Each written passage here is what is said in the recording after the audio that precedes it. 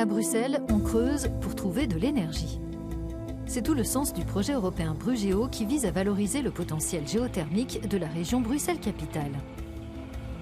Les entreprises spécialisées et scientifiques participants scrutent et cartographient le sous-sol en quête de la chaleur des profondeurs de la Terre, une ressource propre en termes d'émissions de gaz et inépuisable. Nous avons creusé environ 45 puits dans la région de Bruxelles-Capitale pour étudier le potentiel du sous-sol. Nous utilisons le sous-sol à une certaine profondeur pour stocker de l'énergie. Une énergie qui peut être utilisée pour le chauffage l'hiver et pour la climatisation l'été.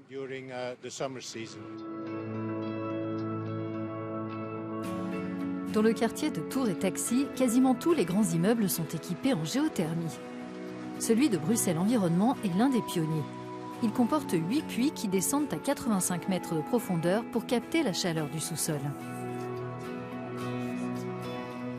Mais comment savoir si l'énergie géothermique peut être utilisée à un endroit précis de Bruxelles et jusqu'où faut-il forer?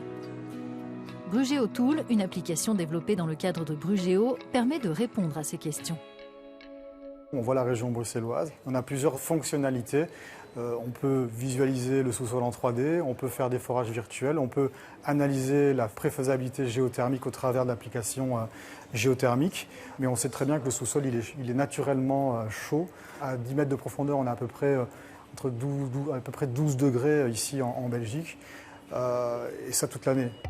Cette chaleur uniforme du sous-sol est ensuite redimensionnée grâce à une pompe à chaleur comme celle-ci en vue de l'adapter à la superficie à chauffer. Le budget total du projet Brugeo s'élève à un peu plus d'1 million d'euros, dont près de la moitié provient de la politique européenne de cohésion. 5 partenaires, universités ou encore instituts de recherche sont impliqués dans le projet. Selon le responsable de Brugeo, l'initiative veut mettre fin à la méconnaissance du sous-sol bruxellois qui était l'un des obstacles dans le développement de la géothermie sur place. Il rappelle aussi que pour que cette ressource soit véritablement durable, il faut rendre à la Terre les calories qu'elle nous offre.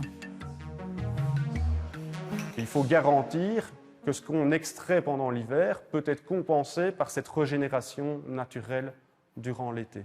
Et c'est là que la connaissance des propriétés géothermiques du sous-sol est réellement importante, parce qu'un sol argileux, par exemple, ou un sol sableux, ne va pas se régénérer à la même vitesse. Du fait de projets comme Brugeo, mais aussi de la crise énergétique, la demande d'installation géothermique est en forte hausse à Bruxelles.